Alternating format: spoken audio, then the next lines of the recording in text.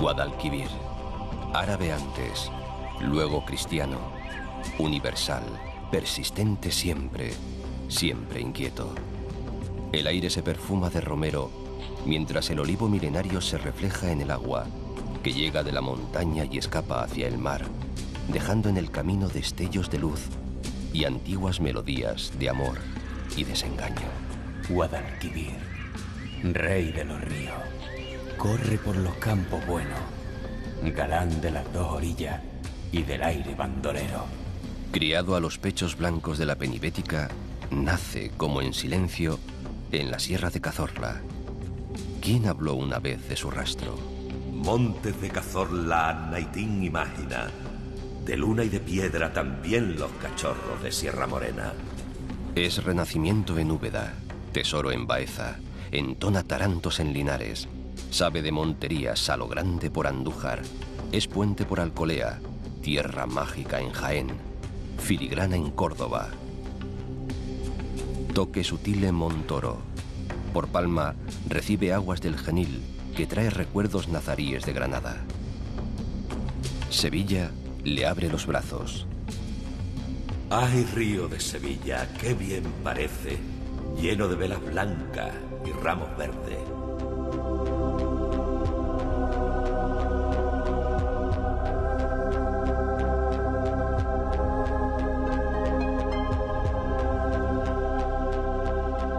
Y le abre también la puerta grande de las marismas.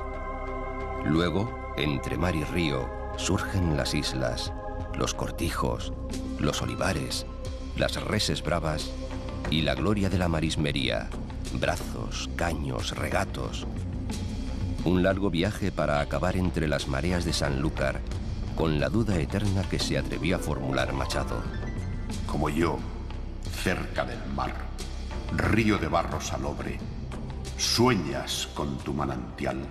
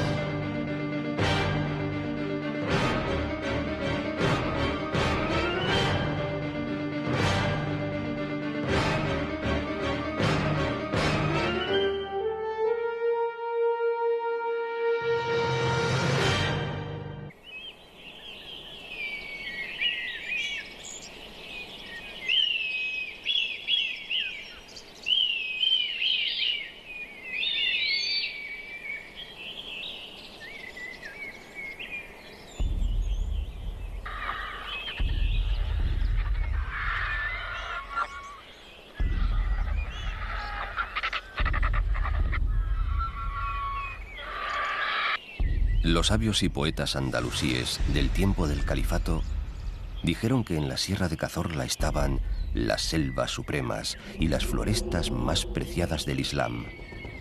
Aquellos eruditos se recrearon en la onírica fantasía de que un amanecer cualquiera podían volver, envueltos en grandeza, los paisajes y glorias del pasado en forma de presente, y que lo harán para siempre.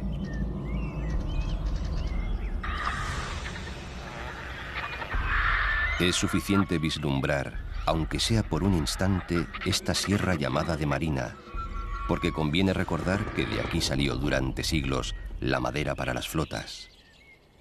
Exuberante, grandiosa, imponente. Tanta importancia tuvo que, pese a su lejanía del mar, perteneció administrativamente casi siempre a distritos marítimos. A 1350 metros de altura, entre la cerrada de Utrero y la cañada de las Fuentes, sin otro ruido que el rumor del viento contra los pinos y el propio del agua al romper contra las peñas, nace el Guadalquivir. Los Quintero, Serafín y Joaquín cantaron la grandeza inicial del antiguo Betis. Detente aquí, viajero. Entre estas peñas nace el que es y será rey de los ríos, entre pinos gigantes y bravíos que arrullan su nacer y áspera breña. Hacia el norte, Segura de la Sierra, más allá las tierras planas de Ciudad Real y las rugosidades de la Sierra Albaceteña de Alcaraz.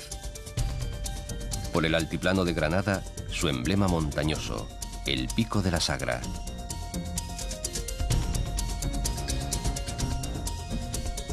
Todo un océano de alturas. Ya lo confesaba Alberti. Por preliminares, alza cima de montes, viendo la luz en sábanas de río.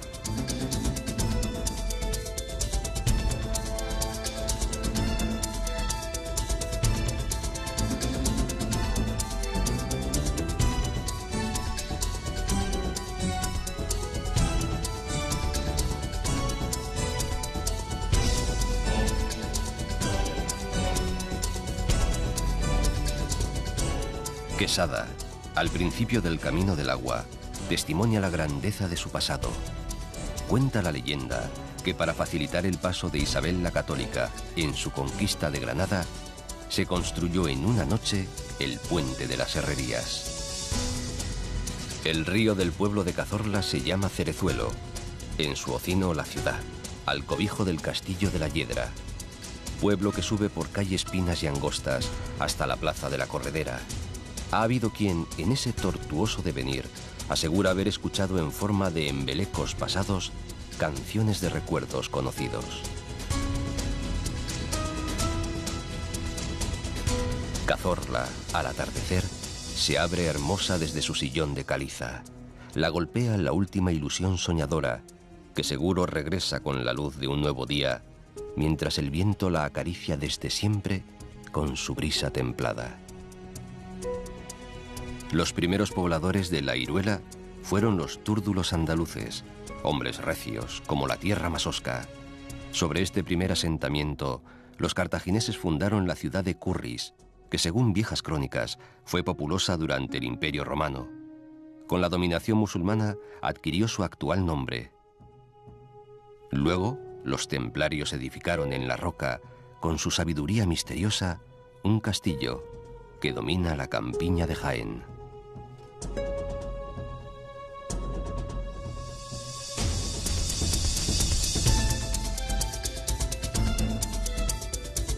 El viejo tranco de Mozoque es hoy la presa del Tranco, todo un mar interior que regula buena parte del cauce alto y sacia la región. Según se avanza hacia la cabecera, la pendiente y las encinas van en progresivo aumento hasta llegar a la orilla.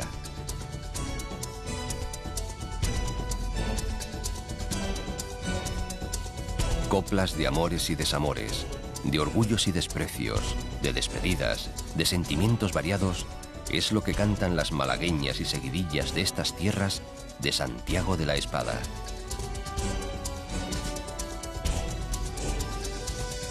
Por allá, el sendero conocido como la Cerrada de Elías.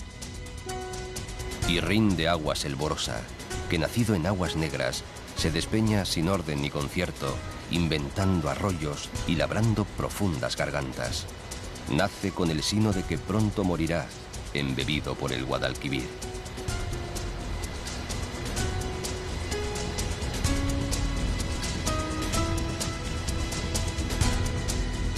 El arroyo del infierno baja atormentado de los campos de Hernán Pelea, dividiendo las sierras de Segura y Cazorla bajo la atenta mirada de los farallones rocosos de las banderillas.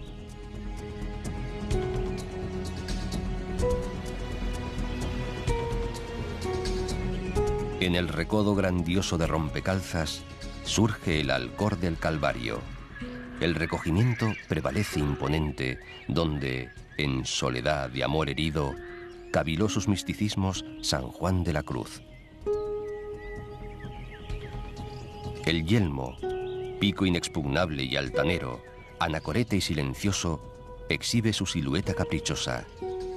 En esta sierra de Segura no hay otro que le haga sombra. Quevedo dijo que era un peñasco atrevido, morada de estrellas y dura cama para el cielo. Antes, Jorge Manrique, al que algunos hacen nacer en estas tierras, lo glosó en romances comparándolo con el fin del mundo conocido. Entre una y otra cita, vive el lugar envuelto por el mito de unas leyendas fraguadas en tiempos tumultuosos, cuando las fronteras eran endebles y desconfiados los parlamentos y embajadas entre árabes y cristianos. Junto al embalse, Hornos, antiguo señorío de San Miguel de Bujaraiza. Solo sobreviven los restos de su castillo árabe, del que fue maestre calatravo don Rodrigo de Manrique. Luego la sierra se cuaja de manchas, se salpica de cortijos entre un oloroso manto de enebro, salvia y romero, aromas sobre los que se asientan las 4 villas. Iznatoraf, aceitunera. Sorihuela del Guadalimar, Puebla bonita y pequeña, como dice el fandango. Villanueva del Arzobispo, reina del aceite.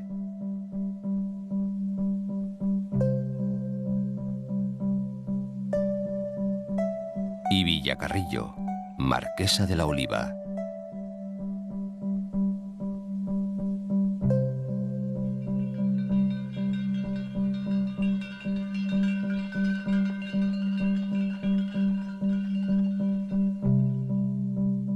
El nombre de Torre Perogil tiene su origen en el señor de la torre en torno a la que se construyó el pueblo, Pero Gil de Zatico. Cuenta la historia que luego, durante las medievales guerras de banderías, el potente baluarte fue destruido y el solar sembrado de sal, y que su cuarto señor, aliado y amigo personal de Pedro I de Castilla, fue degollado junto a este en Montiel.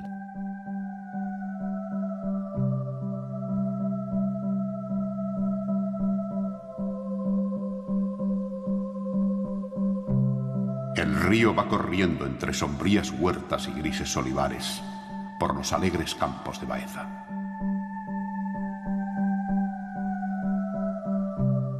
Úbeda, en la comarca de la Loma, entre los famosos cerros, es patrimonio del mundo civilizado, perla italiana de un renacimiento que por andaluz presume de características propias.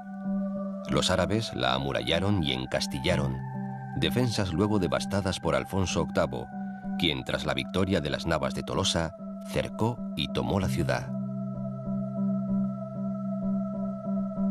Entre sus callejas, talleres de casi todo lo imaginable, y el recuerdo de San Juan de la Cruz, que entre tanta historia y belleza dio finalmente a la caza alcance. En sus palacios se recitaron los versos de Petrarca y se cataron los vinos de Palermo, traídos por el gusto exquisito de don Francisco de los Cobos y Molina, el hombre que mandó construir, para hacer más llevadero el tránsito entre la vida y la muerte, ese hermoso grito barroco, labrado en piedra, que es la Sacra Capilla del Salvador.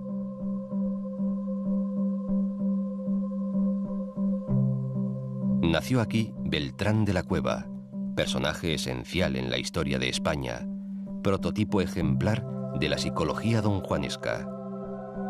Y Francisco de los Cobos, secretario de Estado del emperador Carlos V.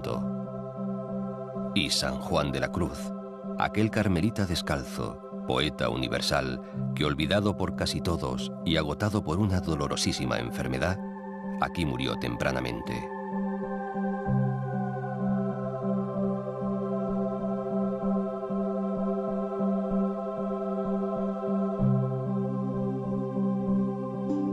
Y de aquí son, y de tales ejercen, otros 2 hombres de letras bien distintas, Antonio Muñoz Molina y Joaquín Sabina.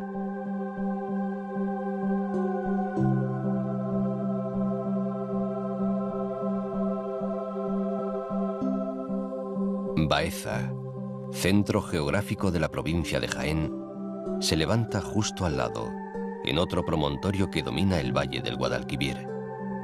La ancestral riqueza de sus tierras hizo fecunda la ocupación humana desde tiempos prehistóricos. Pero la ciudad alcanzó su magnificencia en el siglo XII con los almohades, e hicieron de Baiyasa plaza principal entre sus posesiones peninsulares. La fortificación fue mejorada y proliferaron los mercados, las mezquitas y los edificios públicos. Y más tarde, en el siglo XVI, Baeza, marchando al ritmo del gran siglo hispánico, desarrolla su apogeo arquitectónico y su prosperidad económica, que se asentaba en el cultivo de la vid y el cereal y en la industria de los paños.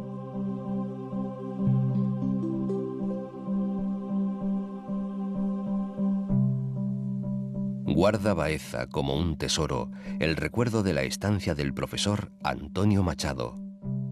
La muerte de Leonor, en Soria, abrió uno de los capítulos temáticos de su poesía, El tiempo. La muerte de su compañera llena noches y días, espacios y soledades. Por estos campos de la tierra mía, bordados de olivares polvorientos, voy caminando solo, triste, cansado, pensativo y viejo. Baeza perdió su poderoso alcázar y en el pasado siglo desaparecieron muchos edificios históricos. Pero la cantidad y calidad de los que todavía quedan bien la hacen merecer el título de ciudad monumental y ser patrimonio de la humanidad.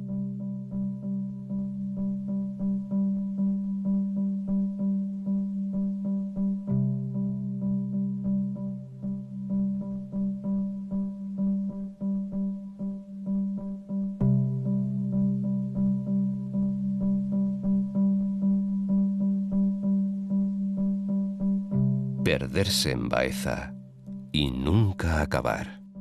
Campo de Baeza, soñaré contigo cuando no te vea.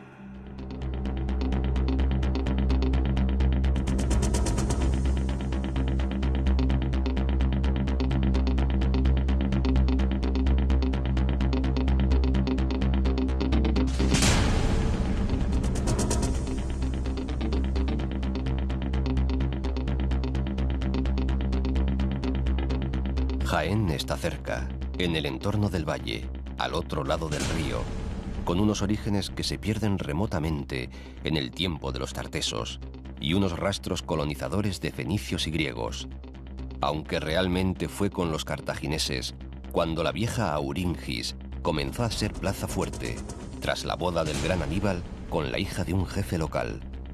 Durante 5 largos siglos prolongaron su estancia en Jaén los árabes. La consideraron una gran ciudad, le dieron walí y levantaron mezquitas, fortificaciones y palacios. Hoy, como ayer, el castillo medieval de Santa Catalina se yergue en la cima del cerro, recordando sin duda a aquel célebre historiador que lo calificó de una de las más inexpugnables fortalezas de Al-Ándalus, llegándose a ella por un camino semejante al de las hormigas.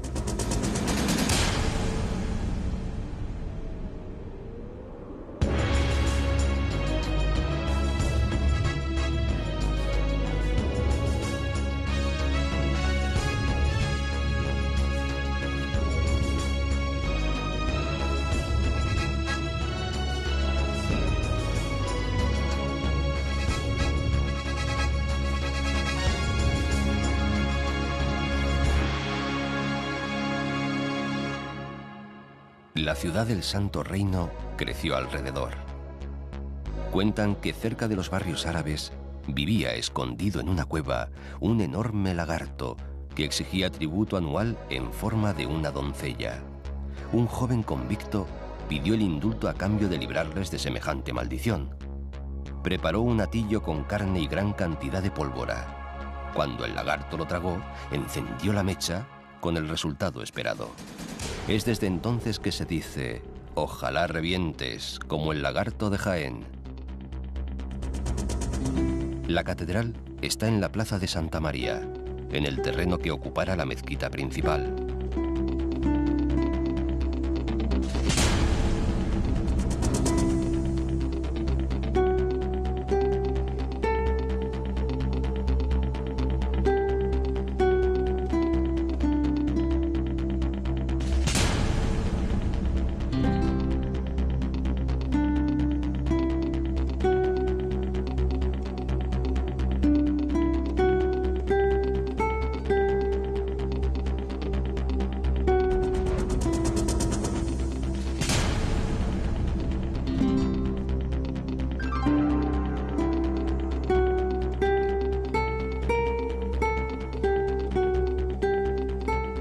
sótano del Palacio de Villardón Pardo se esconden los baños árabes.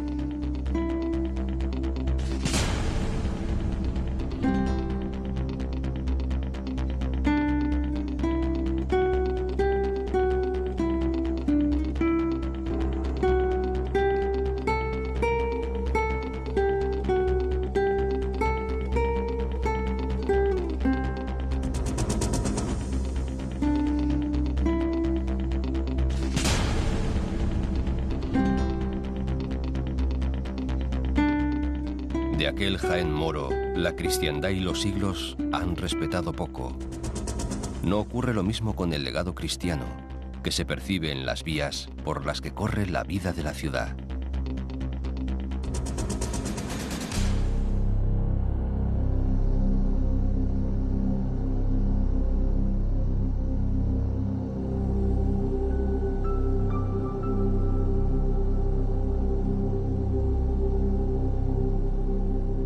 Estos campos del antiguo pueblo de los oretanos son ahora tierras de olivares, sierras sorprendentes donde se refugian el muflón y el ciervo, un lugar casi mágico que florece entre pinos al amparo de pueblos y ciudades acrisoladas por el tiempo, en un viejo reino eternamente fronterizo.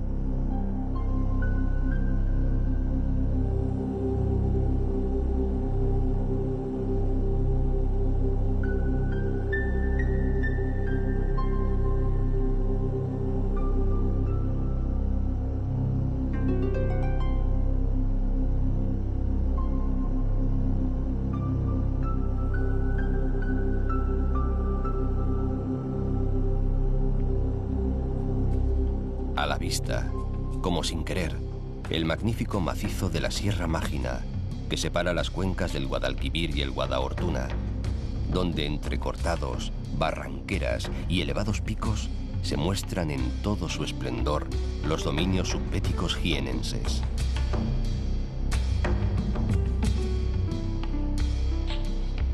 No se sabe bien si lo de Mágina se refiere a Magna por su grandeza, o si, haciendo caso a antiguas supersticiones, la palabra se refiere a una sierra mágica.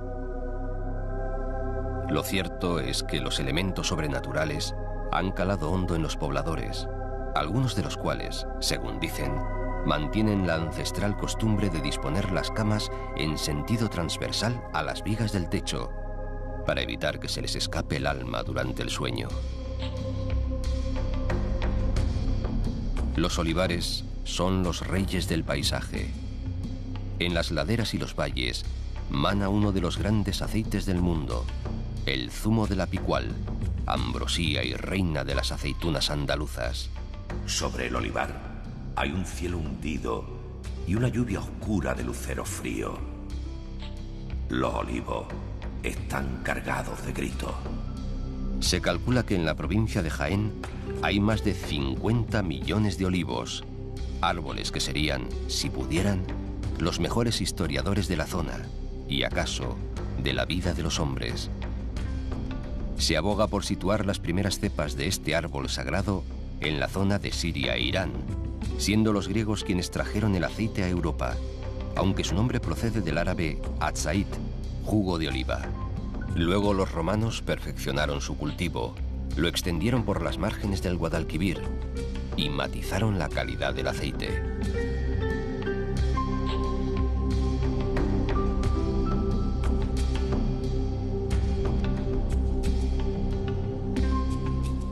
El poeta malagueño Emilio Prados cantaba en su Vega en Calma: cielo gris, suelo rojo, de un olivo a otro vuela el tordo. Al cruzar de nuevo el río Linares.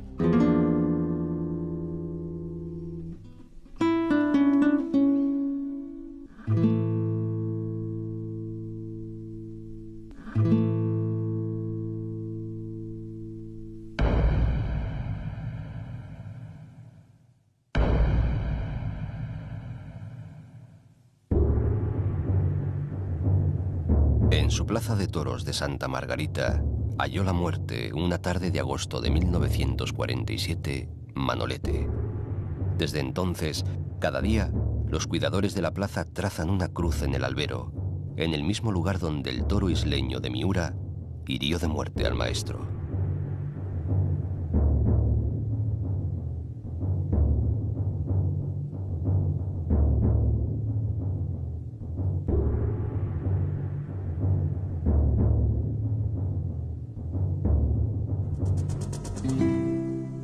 Y un recuerdo con nombre universal.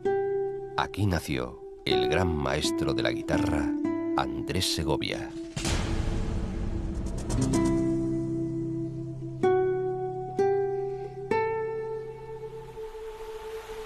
Linares, la segunda ciudad de la provincia, industrial, andaluza y minera. Desde tiempos antiguos, tanto al menos como su nombre, estas tierras que rodeaban la vieja ciudad griega, fenicia y cartaginesa de Cástulo fueron escenario de continuas explotaciones mineras. En las entrañas se escondían el plomo y la plata que los hombres fueron extrayendo a lo largo de la historia. El plomo es hoy un mineral olvidado, pero las minas que circundan Linares y la Carolina estuvieron en pleno funcionamiento hasta hace bien poco. Pocas ciudades pueden presumir, como la Carolina, de un cumpleaños tan preciso.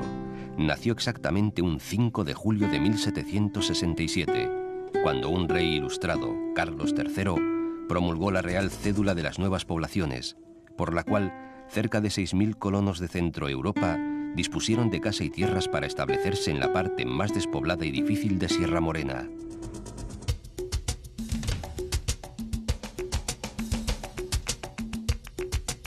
Baños de la Encina, pueblo recoleto, con sabor moruno, anclado en el medievo gracias a su soberbia fortaleza árabe, reconstruida en el siglo XV. Los bañuscos se muestran orgullosos y con sobradas razones de su castillo califal, que ya lleva en pie más de 1000 años.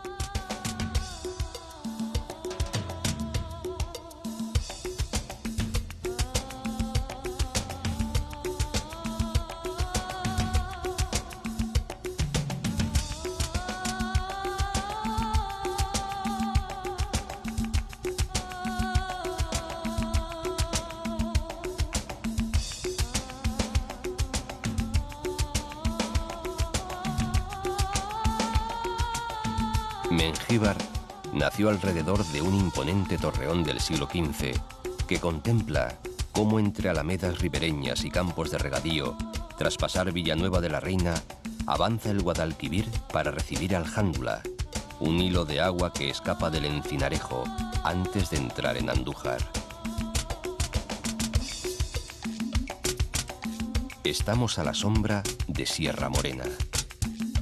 Suma Andújar unos 40.000 vecinos, que hacen romería en abril, administran casi 1000 hectáreas de tierra que esconden minerales y mantienen una larga veneración por su señora, la Virgen de Sierra Morena, que reina entre la serranía y el río.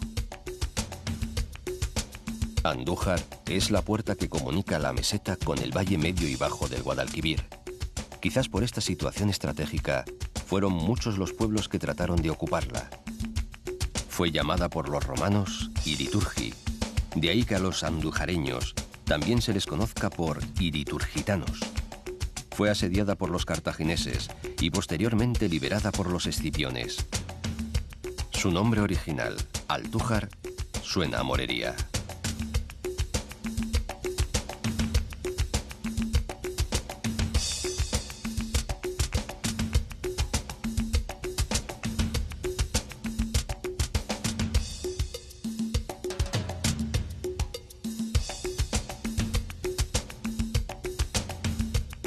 El estelar telón de Sierra Morena acoge las más de 60.000 hectáreas que delimitan el Parque Natural de la Sierra de Andújar. Cantaba Machado: qué bien los nombres ponía quien puso Sierra Morena a esta serranía. Paraíso de cazadores, oasis de pescadores y sendero de andarines, conjuga la naturaleza con un rico patrimonio heredado de una ancha y larga historia que le permite jactarse de contar con el bosque original más extenso de toda Sierra Morena. Alcornocales y robles forman un amplio manto por el que juguetean ciervos y gamos, en uno de los santuarios cinegéticos más importantes de España. De hecho, no es casual, aunque sí paradójico, que quizá este pedazo de tierra se haya conservado de forma excelente gracias a la gestión de los cotos de caza.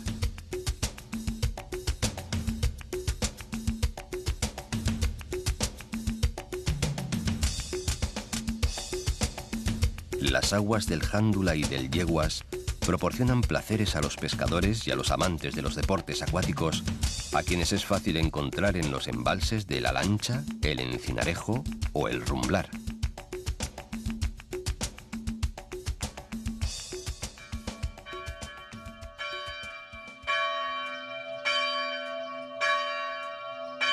Sobre el paraje del Lugar Nuevo, el Cerro del Cabezo, y sobre este, el Santuario de Santa María, destino constante de peregrinación.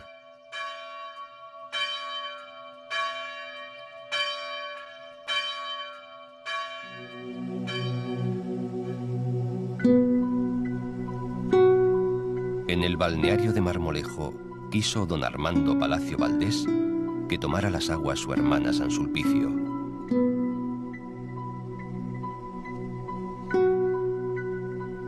Baja por aquí el río de las Yeguas, que desangrado se convierte en pantano.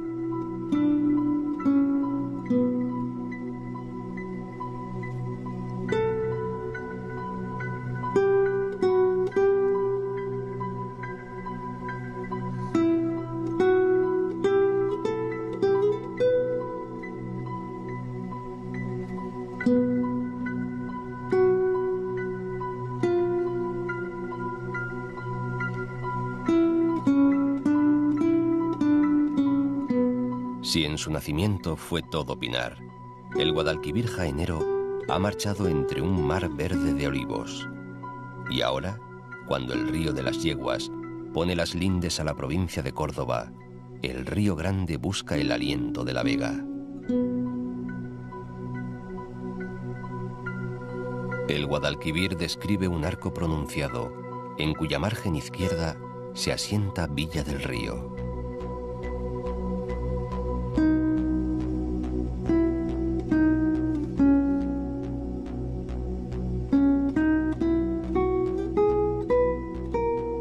Este río que baja de las dos riberas, color de plata una, de oliva otra.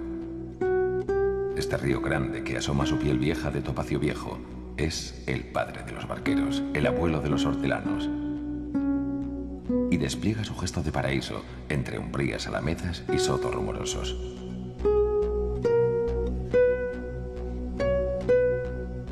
Luego, perezoso, el río se pierde entre vueltas y revueltas a su paso por Montoro.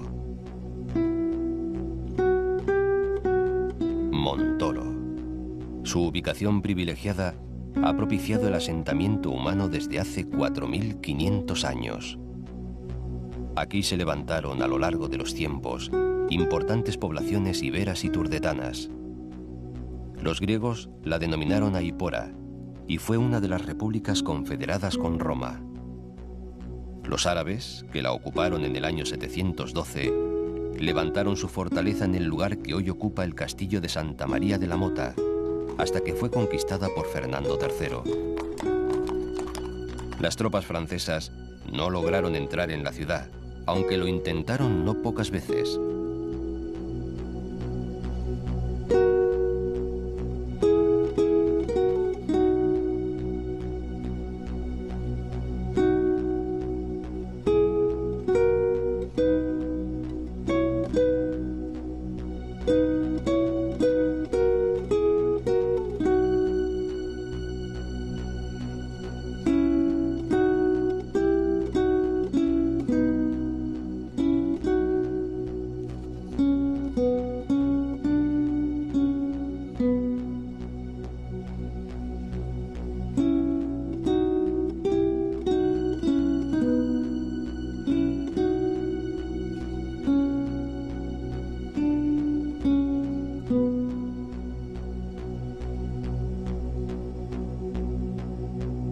Dicen que Montoro es el pueblo más pintoresco de Córdoba.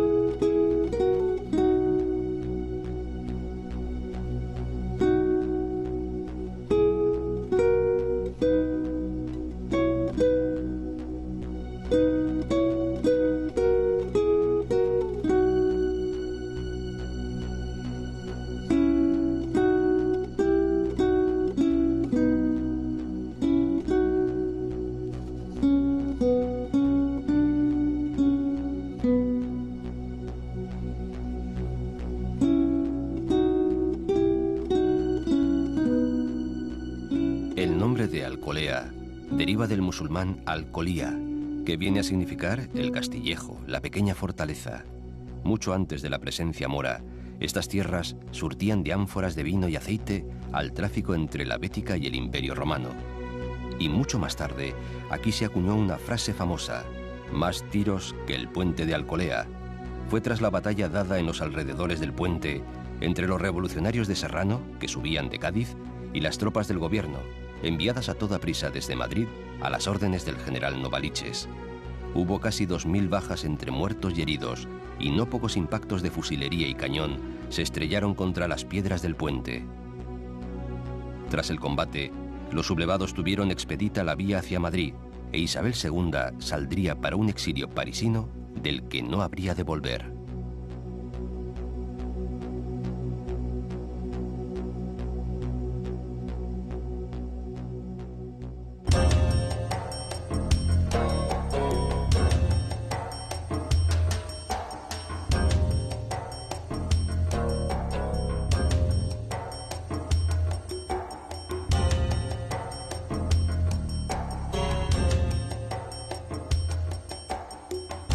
A un soplo de aire de la ciudad califal, en el Monte de la Novia, está la antigua Medina Azahara, levantada por orden de Abd al-Rahman para ser residencia real y sede del gobierno.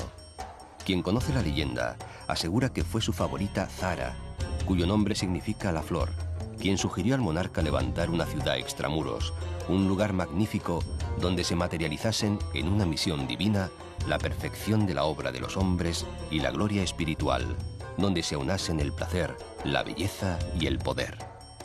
Y la ciudad tomó el nombre de la amada, la ciudad de la flor de azahar.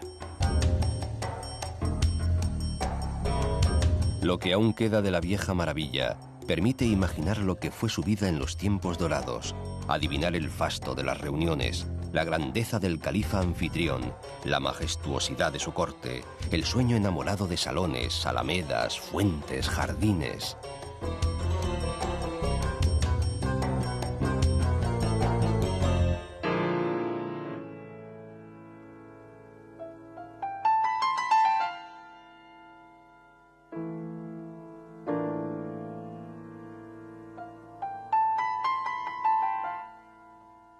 Después se hace realidad un sueño.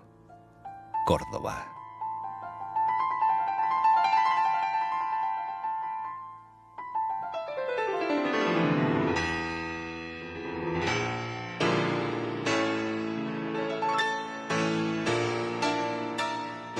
Córdoba, que en lo más profundo de su corazón piropea a su Virgen de los Faroles, obra de Rafael Romero, hijo del genial Julio Romero de Torres, y se arrodilla para llorar a su Cristo, sobrecogido en la Plaza de los Dolores, que es símbolo de este pueblo sentido y viejo. Se dice Córdoba y es sombrero de ala ancha, caballito blanco, trabajo y esfuerzo, sabiduría y buen tiento. Gran capitán y fraidurías en la calle de la Plata, la Tercia de Montilla o Rabo de Toro en Santa Marina, barrio de los Califas, Lagartejo, El Guerra, Manolete, las tabernitas de Cante Escuchao, patios iluminados, correderas, compases, faroles.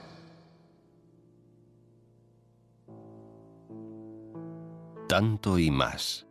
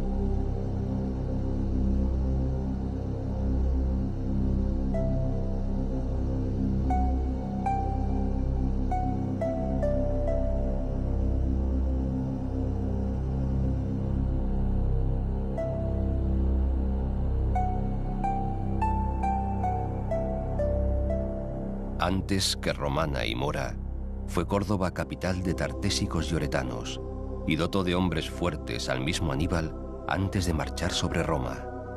Con los romanos fue la ciudad más importante del sur, comandada por el pretor Claudio Marcelo, y además la patria grande del filósofo Séneca.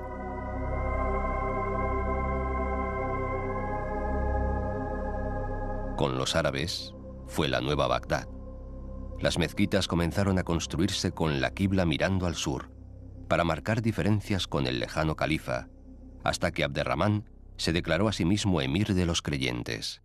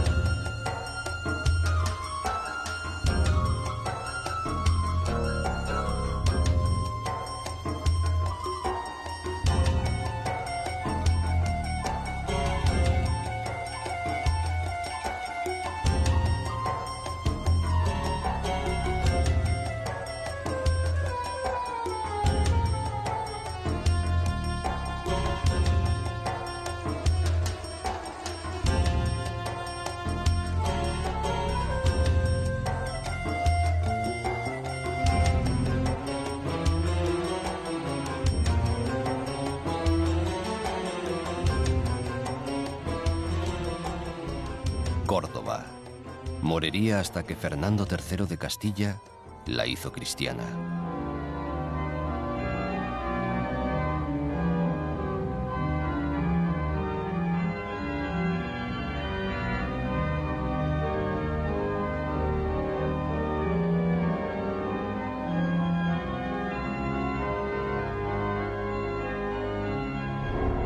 Córdoba nunca engaña. Por fuera orden romano, por dentro fuego barroco y nostalgia mora.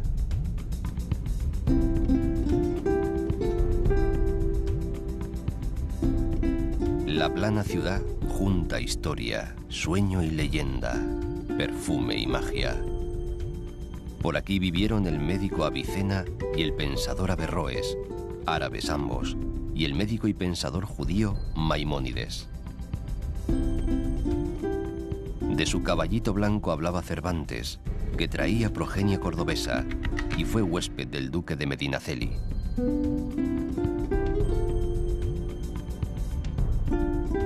En la plaza del Potro, que fue pueblo en el siglo XVI, se asentó la posada legendaria del rey don Pedro I, descrita en el Quijote. Junto a su fuente negociaron tratantes y mercaderes, descansaron labriegos y trapichearon pícaros, malandrines y otros caballeros de industria.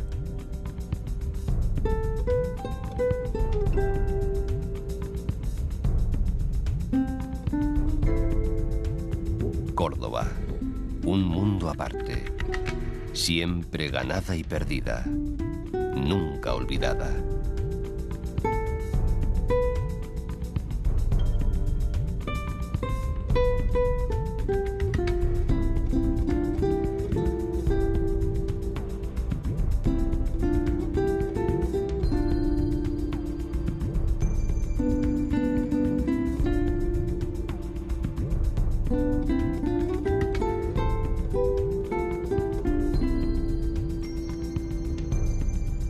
Fue Federico García Lorca, a quien desde las torres cordobesas le miraba la muerte, el que dijo: ¡Ay, qué camino tan largo!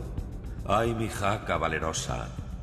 Aunque sepa los caminos, Yo nunca llegaré a Córdoba.